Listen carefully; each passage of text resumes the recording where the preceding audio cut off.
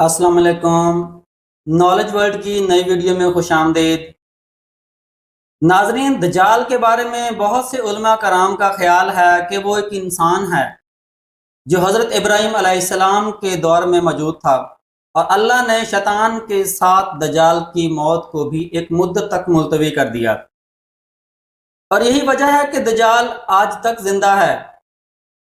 लेकिन आज वो कहाँ है और वो कब जाहिर होगा, इसके बारे में हदीस से ये पता चलता है कि दज्जाल को एक नामालूम जजीरे में कैद किया गया है, जिसका इल्म अल्लाह के सिवा किसी को भी नहीं है।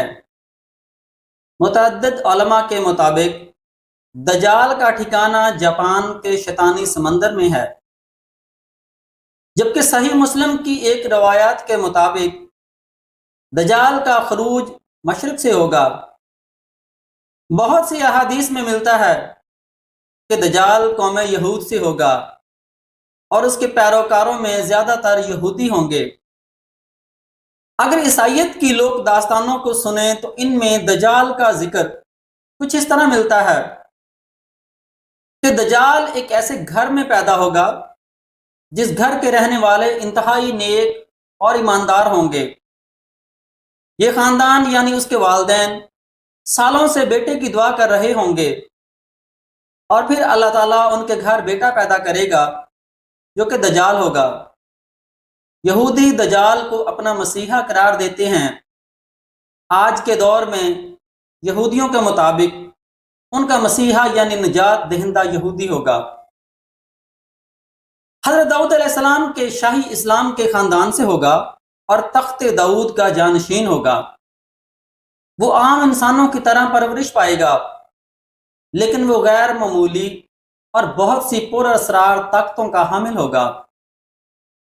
यहूदी उलमा के मुताबिक वक्त मुकर्रर से पहले खुद दज्जाल को भी इल्म नहीं होगा कि वो यहूदी कौम का निजात दहिंदा है और खुदा का मुंतखब करदा है। खुदा उसकी आमद के वक्त उसको इसका मकाम बता देगा। तब वो यहूदियों का निजात दहिंदा बनकर इंतहाई हैरत अंगेज कुव्वतों के साथ सामने आएगा और दुनिया भर में मौजूद धक्के खाते और जलीलो रुसवा यहूदियों को जमा करके इसराइल में बसाएगा। उनके अकीदे के मुताबिक वो मस्जिद अक्सा को शहीद करके उसकी जगह यहूदियों का किबला तमीर करेगा। मजीद उनके अकीदे के मुताबिक वो तमाम गैर यहूदियों के खिलाफ एक खौफनाक जंग करके इन सबको हलाक कर देगा, और वो हज़रत दाऊद अलैहिस्सलाम की सल्तनत को शाना शौकत के साथ दोबारा से कायम करेगा। ये सल्तनत इसराइल की सरहद से अराक के दरिया फरात से होती हुई मिस्र के दरिया नील तक फैली होगी। फिर वो तमाम यहूदियों को अपनी बनाई गई खुद साख्ता शरीयत पर अमल दरामद करवाएगा। यहूदियों की किताबों में दर्ज है कि खुदा ने दुनिया की बादशाहत को सिर्फ हज़रत दाऊद अलैहिस्सलाम की नस्ल यानी यहूदियों के लिए मखसूस कर रखा है। लिहाजा उनका मानना यह है कि दज्जाल एक अजीम पैगंबर होगा, लेकिन हज़रत मूसा अलैहिस्सलाम से कम अजीम होगा। जबकि उनका मजीद कहना है कि सारी दुनिया दज्जाल की अक्ल व जहानत और ताकतों की वजह से इसको बादशाह तस्लीम कर लेगी और दुनिया के सारे मज़ाहिब ख़त्म हो जाएंगे, सिर्फ यहूदियत बाकी रहेगी। अब आपको वाज़ह हो चुका होगा कि यहूदी दज्जाल के बारे में क्या सोचते हैं। लेकिन यहूदियों के इस नज़रिया के बरक्स हमारे प्यारे आका मोहम्मद सल्लल्लाहु अलैहि वसल्लम ने 1400 साल पहले बता दिया था कि यहूदी दज्जाल को इसकी ताकतों की वजह से अपना आका और रहनुमा मान लेंगे। अब पता चलता है कि वो ऐसा क्यों करेंगे।